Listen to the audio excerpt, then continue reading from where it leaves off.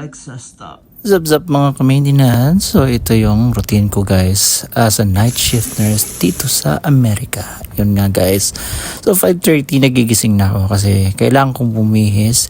Yung duty ko pala is 7 p.m. to 7 a.m. in the morning.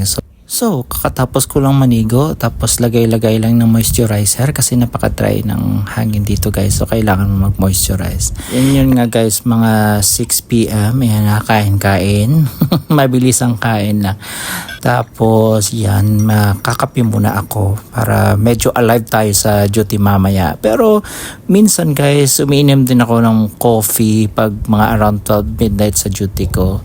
Yun nga guys, so tayo ng ating sapatos kasi paalis na tayo. Yun, mga around 6:20 yan guys. Swerte din namin mga ka-maintenance kasi malapit lang yung hospital namin sa bahay namin. Mga 10 to 15 minutes drive lang. So, kailangan mo talaga ng sasakyan dito sa Amerika kasi napakahirap pag walang sasakyan. At very convenient talaga pag meron ka. So, yun nga guys, yung aking hospital. Pasok na tayo sa ating gate. Charot.